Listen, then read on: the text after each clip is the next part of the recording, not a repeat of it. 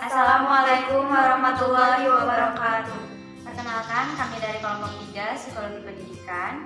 Saya Nur Ajijah sebagai moderator sekaligus pemateri pertama, dan rekan saya Khairunisa Rasmaliawati sebagai pemateri kedua, dan rekan saya Windy Kartika sebagai pemateri ketiga.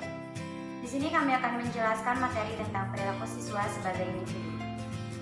Saya sebagai pemateri pertama akan menjelaskan tentang karakteristik individu.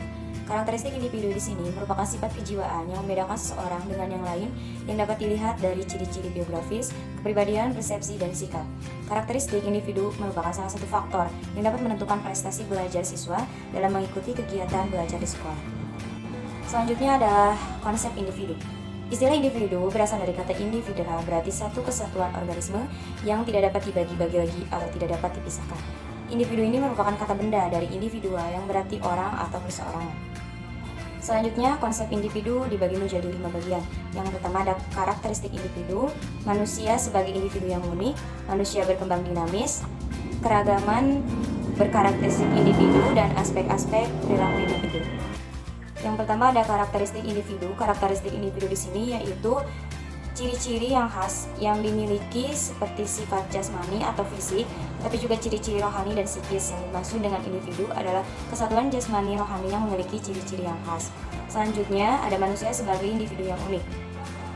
Manusia terdiri dari 2 aspek, yaitu jasmani dan rohani. Aspek jasmani meliputi tinggi dan besar badan, panca indera yang terdiri atas indera penglihatan, pendengaran, penciuman, perabaan, dan pengecapan.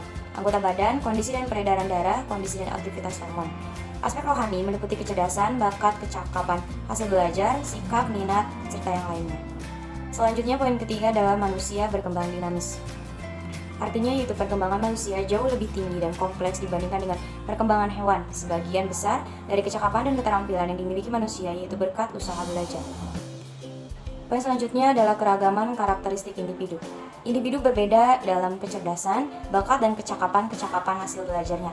Berbeda pula dalam sikap, minat, emosi, perasaan, motif, serta penghayatannya akan nilai-nilai. Juga berbeda dalam kecakapan dan keterampilan fisik dan sosial.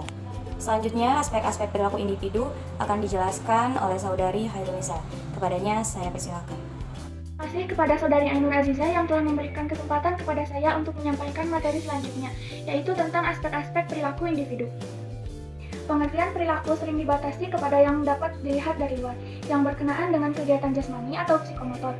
Perilaku atau aktivitas yang ada pada individu atau organisme itu tidak timbul dengan sendirinya, tetapi sebagai akibat dari adanya stimulus atau rangsang yang mengenai individu atau organisme itu. Perilaku atau aktivitas itu merupakan jawaban atau respon terhadap stimulus yang mengenainya. Apa yang ada dalam diri organisme itu yang berperan memberikan respon adalah apa yang telah ada pada diri organisme, atau apa yang telah dipelajari oleh organisme yang bersangkutan. Perilaku atau kegiatan individu sering dikelompokkan menjadi 3 kategori, yaitu kegiatan kognitif, kegiatan afektif, dan kegiatan psikomotor. Kegiatan kognitif berkenaan dengan penggunaan pikiran atau rasio di dalam mengenal, memahami, dan memecahkan masalah-masalah yang dihadapi dalam kehidupannya. Kegiatan afektif. Kegiatan afektif berkenaan dengan penghayatan perasaan, sikap, moral, dan nilai-nilai. Sebagai rekapitulasi, dapat dinyatakan bahwa penahapan perkembangan aktif manusia merupakan perpaduan dari tugas-tugas perkembangan dan tugas-tugas sosial. Perkembangan afektif suatu tahap dapat berpengaruh secara positif maupun negatif terhadap tahap berikutnya. Kegiatan psikomotor menyangkut aktivitas-aktivitas yang mengandung gerakan-gerakan motorik. Sebagian besar dari kegiatan atau perilaku psikomotor dapat dilihat dari luar, sedang pada kegiatan kognitif dan efektif hanya sebagian kecil saja yang terlihat dari luar. Sekian penjelasan materi dari saya, selanjutnya akan disampaikan oleh rekan saya, yaitu Windy Kartika. Kepadanya saya silakan. Terima kasih kepada rekan saya yang telah memberi kesempatan kepada saya untuk menyampaikan materi. Di sini saya akan menyampaikan materi tentang faktor-faktor yang mempengaruhi perilaku individu. Banyak faktor yang mempengaruhi perilaku individu, baik yang bersumber dari dalam dirinya atau faktor internal dari luar dirinya atau faktor eksternal ataupun faktor yang bersifat umum. Yang pertama, faktor internal. Faktor internal merupakan segala sifat dan kecakapan yang dimiliki atau dikuasai individu dalam perkembangannya, diperoleh dari hasil keturunan atau karena interaksi keturunan dengan lingkungan. Di antara faktor-faktor dalam diri yang sangat berpengaruh terhadap perkembangan individu adalah yang pertama, bakat atau pembawaan, seperti bakat musik, seni, agama, akal yang tajam, dan sebagainya. Yang kedua, sifat-sifat keturunan. Keturunan dari fisik, misalnya muka, muka, badan, suatu penyakit. Sedangkan mengenai mental, misalnya sifat pemalas saat diam, dan sebagainya. Yang selanjutnya, dorongan dan insting. Dorongan adalah kodrat hidup yang mendorong manusia melaksanakan sesuatu atau bertindak pada saatnya. Sedangkan insting adalah suatu sifat yang dapat menimbulkan perbuatan yang menyampaikan pada tujuan tanpa didahului dengan latihan. Yang kedua, faktor eksternal. Faktor eksternal merupakan segala hal yang diterima individu dari lingkungan.